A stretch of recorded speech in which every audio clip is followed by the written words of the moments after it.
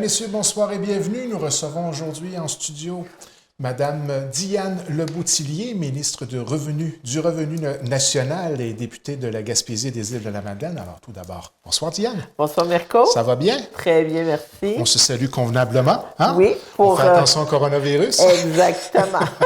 Ça va toujours bien, Diane? Oui, ça va bien. Je suis contente d'être revenue dans la région, puis avec des bonnes nouvelles aussi. Oui, ce matin, pour bien situer les gens sur la date de la réalisation de l'entrevue, bien sûr, on est au lendemain de la levée des barricades en ce qui concerne le trafic ferroviaire. C'est réellement une bonne nouvelle, non seulement pour l'économie, particulièrement de la Gaspésie, mais pour l'économie du Canada au complet. Hein? Bien, effectivement, pour l'économie du Canada, puis juste pour dire à la population à quel point le rail est important, on a 42 000 kilomètres de rail à travers le Canada, d'un océan à l'autre. Puis chez nous, le fait d'avoir des barricades à l'Estigouche faisait en sorte qu'on avait des difficultés au niveau du transport des pales éoliennes, du ciment aussi, de ciment méganiste et de l'industrie de transformation forestière avec Temerex. Donc hier, la levée des barricades a été vraiment là, une bonne annonce là, pour la reprise du transport ferroviaire dans le milieu. C'était aussi, il faut dire que c'est un enjeu qui est très complexe. Hein? On se rappellera là, que c'est venu suite à des barricades qui avaient été mises en place en Colombie-Britannique avec les Wet'suwet'en et d'autres barricades se sont érigées à travers certaines communautés autochtones pour venir en support aux Wet'suwet'en. Mais les gens nous demandaient aussi depuis le début d'avoir une solution qui soit pacifique, puis d'avoir aussi une solution qui soit à long terme. On ne voudrait pas revoir des barricades se remettre en place le long du rail. Fait qu'il y a eu des discussions qui ont été faites parce que notre gouvernement a travaillé très fort pendant un mois avec les communautés autochtones. Fait que ma collègue, la ministre Caroline Bennett et Marc Miller aussi, il y avait des rencontres avec les chefs autochtones. On était en contact aussi avec les chefs des communautés autochtones. Puis on a des chefs qui sont élus, mais on a aussi des chefs traditionnels. Ça fait que je pense que pendant ce mois-là aussi, toute l'information qui a circulé au niveau des médias d'information en ont appris un peu plus au niveau du fonctionnement des communautés autochtones à travers le Canada, là, auprès de la population. Fait que levée des barricades, reprise du transport ferroviaire. Et nous, on continue de travailler sur le processus de réconciliation avec les communautés autochtones et le travail de communication se poursuit là, avec les communautés autochtones. Naturellement, pour ce qui est du gouvernement, on comprend qu'il y a une meilleure compréhension maintenant de la gouvernance et des personnes avec qui il faut discuter. Il y a quand même eu une certaine réalité à laquelle il a fallu faire face à ce moment-là. Donc. Oui, et aussi, puis l'enjeu est d'autant plus complexe qu'au niveau fédéral, au niveau des Autochtones, on traite avec le gouvernement fédéral avec ce qu'on appelle la loi sur les Indiens. Et les communautés autochtones, c'est pour ça que le processus de réconciliation est si important. Mais quand on regarde au niveau du rail, le rail passe à travers les provinces. Donc, il y a aussi des responsabilités qui appartiennent aux provinces, qui ne relèvent pas du fédéral.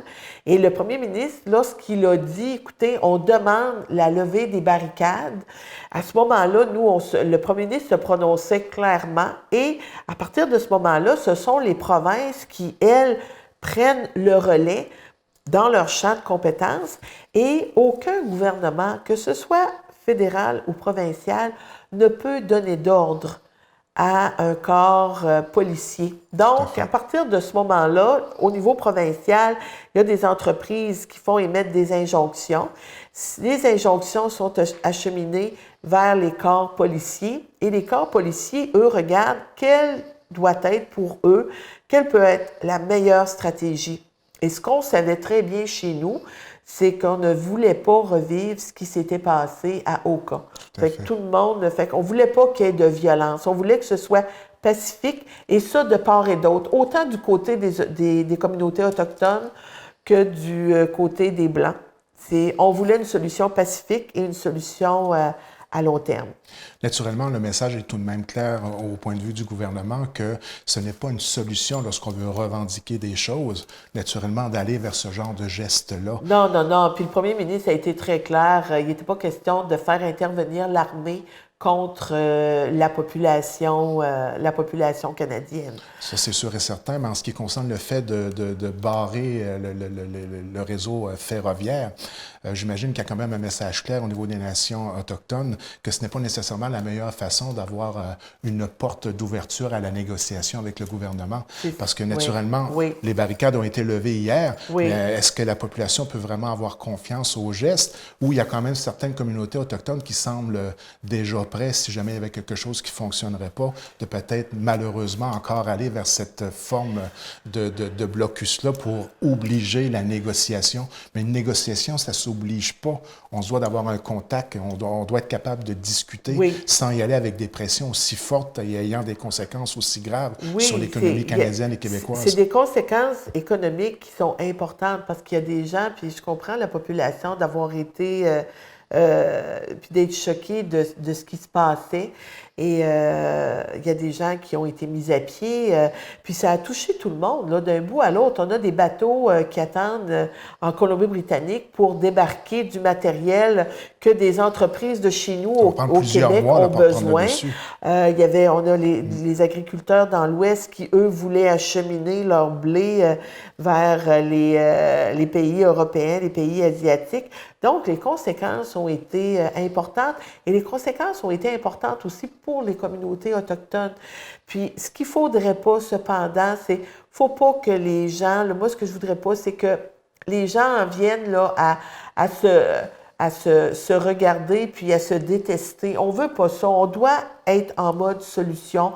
On doit travailler ensemble. Puis je comprends très bien les communautés autochtones qui ont vécu pendant des centaines d'années où au niveau de leur identité, au niveau des territoires, je comprends que le lien de confiance doit continuer de se travailler et ce n'est pas en se garochant des bêtises là, qu'on va arriver à trouver les meilleures solutions. C'est vraiment en travaillant ensemble. Puis d'ailleurs, il y avait même une étude qui avait été faite à l'effet que 60 des Québécois étaient en faveur. Comprenaient la situation. C'est le long terme, dans le fond, là, qui commençait à être... les conséquences économiques devenaient à ce moment-là tellement importantes que là, il n'y avait comme pas d'équilibre entre ce qui était revendiqué et les conséquences que ça pouvait avoir sur la population. C'est tout un défi que le gouvernement fédéral a de travailler sur cette fameuse réconciliation-là. Oui, c'est comme je beaucoup disais... d'écoute, beaucoup de... Oui, et des centaines d'années où on a pelleté par en avant. Exact. Mais à un moment donné, là, faut régler la situation, puis il faut qu'elle soit réglée. Puis ça va se régler dans des ententes et dans des discussions. Puis une belle preuve que les choses peuvent se régler. Puis peut-être que ça va nous amener sur un autre sujet en faisant ce lien-là. Si on regarde la saison de la pêche au crabe, qui va débuter plus tôt cette année, on a réussi, puis c'est un travail qui s'est fait en collaboration avec les communautés autochtones, avec nos associations de pêcheurs, avec les industriels, puis avec le politique. C'est ça aussi l'importance d'avoir un représentant qui est au pouvoir, parce qu'on peut parler, je peux parler à mes collègues de façon directe, et où on va pouvoir débuter la pêche beaucoup plus tôt cette année. Ça fait qu'aussitôt que les glaces vont le permettre, et c'est ce que l'industrie demandait, autant l'industrie de la capture que l'industrie de la transformation. On disait, écoutez, pourquoi on ne peut pas faire comme la crevette? Et lorsque les bateaux peuvent sortir pour aller pêcher le crabe, on puisse le faire. Et ça aussi, on avait, avec ça, été relié tout l'enjeu de la baleine. Tout à fait. Baleine noire. La baleine noire, parce que la baleine arrive un petit peu plus tôt, un petit peu plus tard dans la saison, mais ça faisait en sorte que l'an passé, on a eu, parce qu'il y avait des glaces, on a dû commencer la pêche plus tard. Ça a débuté 3 semaines plus tard que prévu. Et là, tout le monde s'est garroché là, pour essayer d'attraper les quotas. Les usines deviennent surchargées de travail. Surchargées de travail. Puis là, malheureusement, ça l'est arrivé un peu dans la même période où la baleine noire était en c'est passage. ça. Fait que là, la baleine arrive, Mauvaise conjugaison. puis on peut plus pêcher, puis on peut pas avancer dans la saison puis se rendre en juillet parce que le crabe est de moins bonne qualité. Donc, vraiment, l'annonce qui s'est faite la semaine dernière, j'étais présente avec la ministre Jordan et le ministre Garneau. Et je peux vous dire que moi, j'ai eu des contacts avec les associations des crabiers, communautés autochtones, les industriels, qui d'ailleurs, pour la première fois, on a eu la rencontre de la KIP. Ça, c'est l'Association québécoise des industriels de la pêche, et qui sont venus nous rencontrer. On rencontré la ministre Jordan aussi à Ottawa. Puis il y a un beau travail de concertation là, qui est en train de se faire, et ça, c'est gagnant pour la région. Donc, c'est plus de semaines de travail. On va laisser peut-être moins de quotas à l'eau parce qu'on va le fait là, qu'on commence à pêcher plus tôt. Mais il y a puis on qualité de travaille produit. une qualité de produit. Étant donné que cette année, c'est une année quand même qui a été très douce au niveau du climat, pas beaucoup de glace, cette année, c'est une solution qui s'applique très bien, mais on sait que la protection de la baleine, ça va probablement se faire encore sur plusieurs années. Donc, très bonne nouvelle pour cette année, mais advenant le cas, on aura un hiver un petit peu plus rigoureux. Il faudra encore travailler fort à trouver des solutions constructives puis aller... Mais on avait aussi, dans toute la situation, c'était le lien qu'on avait avec le Nouveau-Brunswick, où il fallait absolument que les ports du Nouveau-Brunswick soient déglacés pour que nous on puisse sortir. Et là, il y a un contrat qui avait été donné à une entreprise qui allait aller casser la glace au Nouveau-Brunswick. Oui, là, c'était là, puis... tu sais, l'année passée, il y avait aussi la rivière Matapédia, il y avait eu des inondations, puis là, on était pris là, avec justement là, tout ce qui touche le fameux cassage de glace. Là. Fait que là, il y avait une entreprise cette année qui va aller casser les glaces dans les ports, dans les quais du Nouveau-Brunswick. Ça fait que ça aussi, ça permet. Donc, c'est plusieurs solutions qui font l'affaire de tous. Puis pour moi, c'était important parce que si ça avait été la situation inverse, j'aurais voulu qu'on déglace nos quais pour nous permettre de pouvoir sortir pour attraper les quotas. Donc, tout le monde est content, tout le monde est satisfait. Fait que on commence la saison, là, on va débuter sur les chapeaux de roue et j'espère de tout cœur que les gens vont être prudents. On ne veut pas d'accident. Naturellement. Pour ce qui est de la baleine noire, est-ce que c'est quelque chose qui est prévu sur une longue période de temps, cette protection-là? À chaque année, il y a des évaluations qui sont faites par les spécialistes, j'imagine, pour s'assurer que... Les évaluations vont se poursuivre. C'est vraiment un processus qui est en continu. Ça a débuté il y a 3 ans passés. C'est directement relié au réchauffement climatique. C'est relié, c'est ça, le cheptel. C'est relié parce que la baleine suit la nourriture, c'est la chaîne alimentaire. Et au niveau des pêcheurs, des industriels de la capture, je devrais plutôt dire, parce que nos pêcheurs sont des industriels.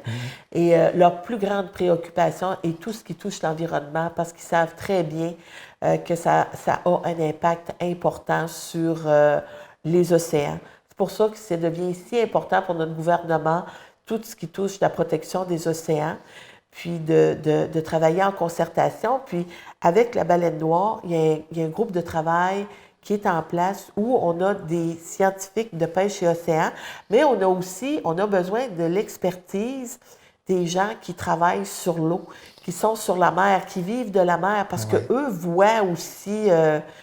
ce sont aussi des experts à leur manière. Tout à fait. Puis on essaie de développer des engins de pêche qui seraient moins dommageables pour ce genre de situation-là, quelles que soient les espèces. C'est à ça qu'a servi aussi et à quoi sert le fonds des pêches.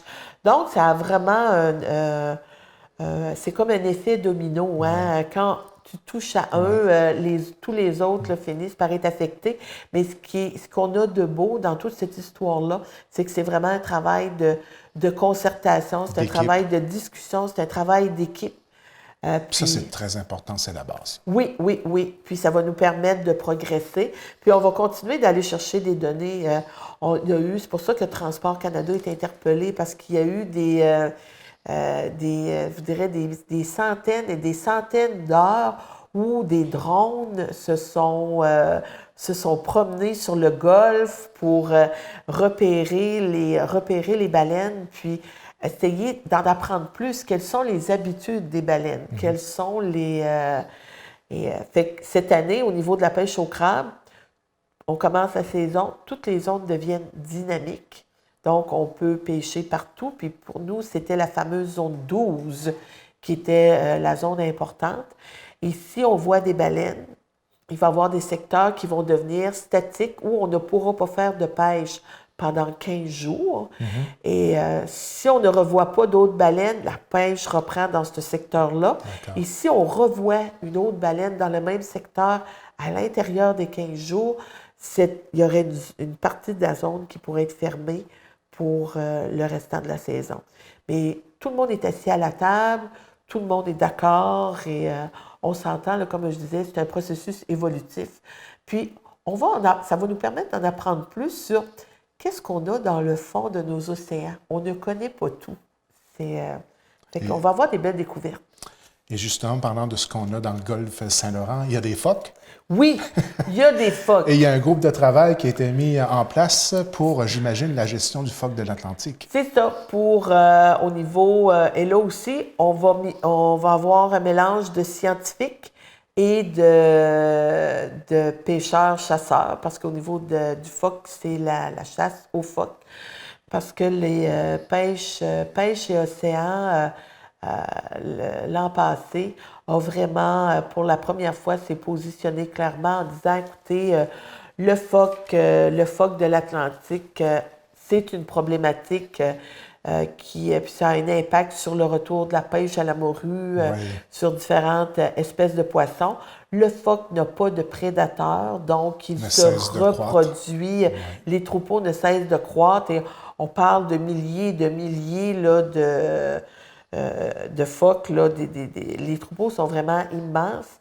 On s'en aperçoit même dans notre petit secteur. On dit qu'on voit des phoques à Brèche-à-Manon, puis même des phoques qui longent les estuaires de rivières importantes et tout ça. Oui, puis moi, c'est comme je disais aux gens quand on était petits, là, parce qu'on a déjà été jeunes un jour, hein, mais on voyait pas ça, des phoques. Là. C'était, et là, on les voit, là, ces roches, puis c'est... ça fait que c'est important là, de pouvoir émettre des suggestions au niveau du bureau de la ministre de Pêche et Océan. Puis on se rappellera aussi au niveau du phoque, tout ce qui a entouré les malencontreuses histoires qui a fait qu'il y a tellement eu de mauvaise publicité qui s'est fait sur le phoque. Mais je peux vous dire qu'il faut le voir, il y a moyen d'assurer un contrôle des troupeaux. Puis le phoque, on peut l'utiliser du museau à la queue. Donc, puis faire une pêche qui est vraiment éco-responsable. On peut utiliser la fourrure, on peut utiliser les graisses pour les oméga 3. Moi, j'ai mangé du phoque. C'est excellent quand c'est bien apprêté. Là, puis justement, cette semaine aux Îles-de-la-Madeleine, c'est le rendez-vous du loup marin. Oui. Donc, eux, pendant une semaine... il y a des chefs cuisiniers qui préparent des recettes particulières pour nous faire découvrir ce mets-là et bien comprendre que c'est une ressource. Puis moi, j'ai pu y aller, ça faisait 3 ans, je pouvais y aller. Puis cette année, je ne pouvais pas, mais je peux vous dire que l'an passé, là, j'aurais liché le fond de mon assiette, comme on dit, tellement c'était bon. Là. Fait qu'il y a vraiment... fait qu'on peut tout utiliser du phoque.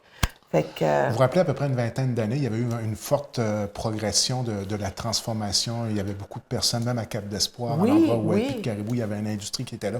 On dirait qu'on n'était pas nécessairement à une époque où on était réellement prêt. Est-ce que vous diriez que depuis ces 20 années-là, il y aurait eu vraiment une évolution dans la mentalité des gens?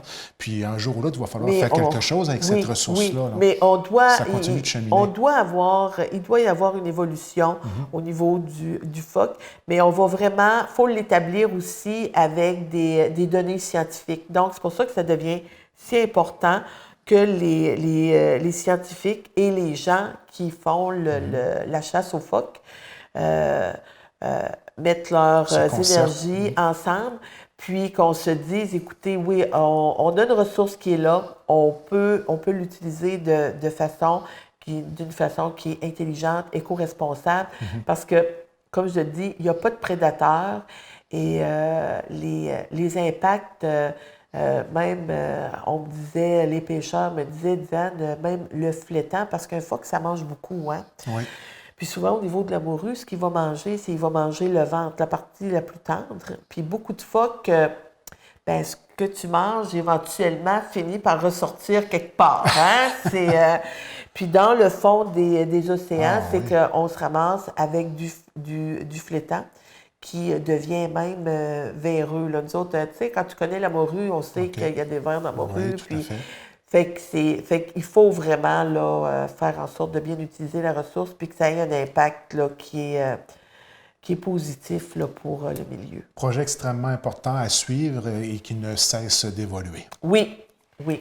Petite parenthèse maintenant, dans l'actualité des derniers jours, à la dernière Assemblée municipale de la ville de Percé, certains citoyens ont démontré quelques inquiétudes en ce qui concerne l'évolution du fameux projet du nouveau quai à Percé.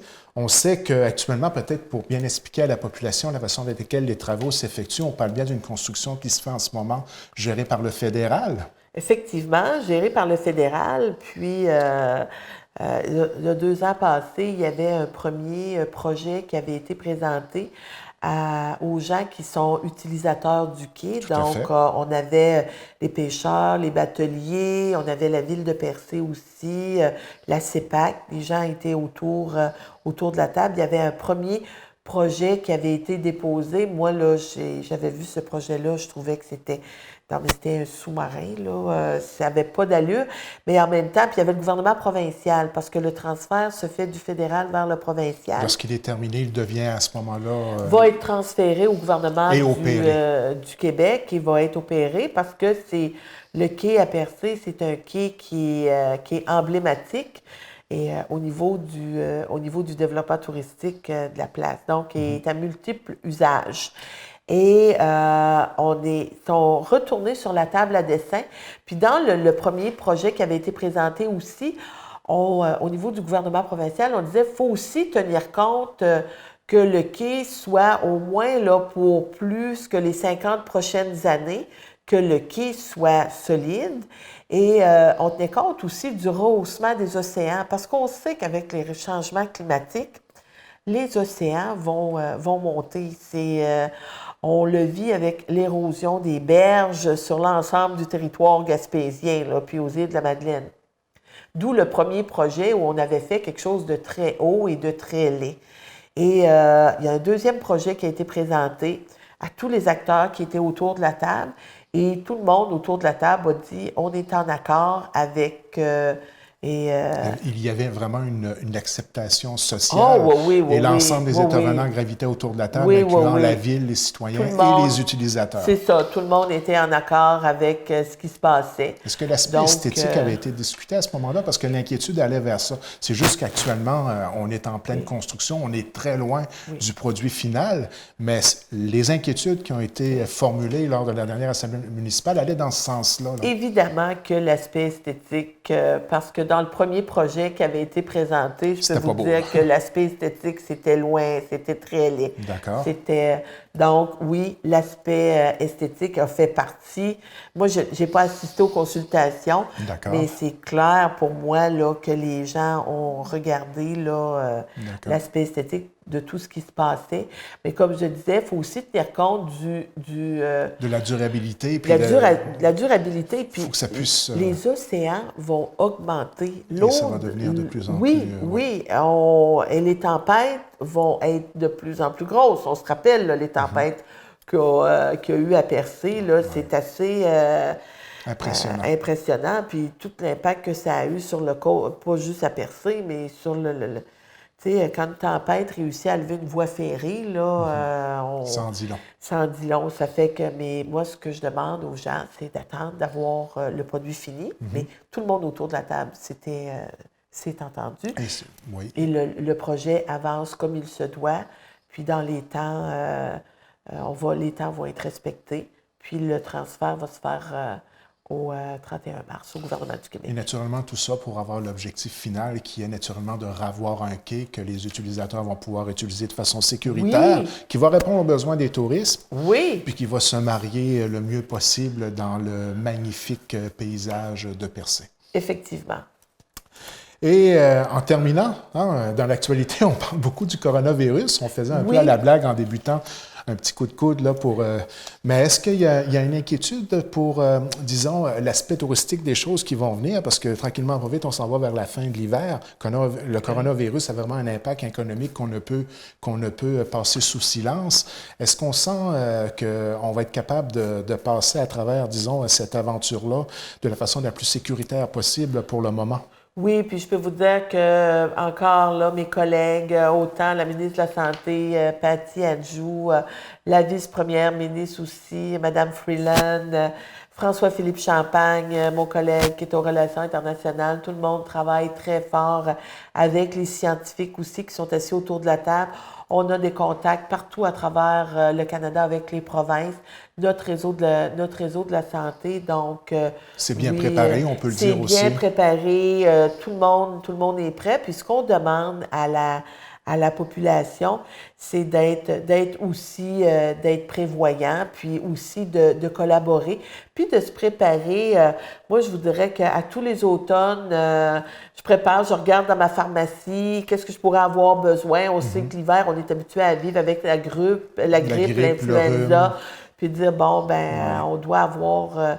on dit aux gens, ben, écoutez, c'est important, lavez-vous les mains. Vraiment une base importante. Hein? Ça semble très simple comme affirmation, mais le lavage des mains, c'est vraiment une très grande base. Puis c'est sûr que pour Puis nous, il n'y a pas de panique à avoir non plus. Non, pas du tout de panique à avoir. Puis c'est sûr que ce qui est plus difficile pour nous, c'est qu'on est habitué de serrer la main. Puis les Gaspésiens, en plus, on est des bécoteux. Avec fierté. Oui, aussi, c'est vrai. On aime se coller puis se donner des becs. Tu sais, salut, comment ça va? Fait que c'est ça qui est plus difficile de dire. De se retenir. De se retenir, tu sais, là, mais on n'est pas obligé d'aller là, vers le tapement de pied, là, parce qu'on voit ça sur les réseaux sociaux. Mais c'est juste d'être prudent, se laver les mains, puis faire attention. Puis je peux vous dire que ça n'empêche pas les gens de voyager, parce que je suis dans les aéroports de ce temps-ci, là, puis ça voyage beaucoup. Là, mais on est quand même surpris de l'impact économique mondial que peut avoir eu ce virus-là. Oui. C'est quand même quelque chose qu'on risque peut-être de voir de façon un petit peu plus régulière dans les années à venir. Mais je pense que ça va avoir été une belle sensibilisation, l'aventure qu'on vient de vivre là. Et puis de continuer à faire les règles d'hygiène de base pour se prémunir et se protéger. Puis effectivement, puis Mirko, dans ce que tu dis, on a vécu la période du H1N1, là, puis de chacune des expériences qu'on vit, on apprend. Donc, on grandit, puis on se prépare de plus en plus. Donc, merci beaucoup, Madame Leboutillier, de votre visite à la télévision communautaire de Grande-Rivière. Toujours un grand plaisir de vous recevoir en studio. À la prochaine. Et comme je dis souvent, au plaisir de se revoir. Oui.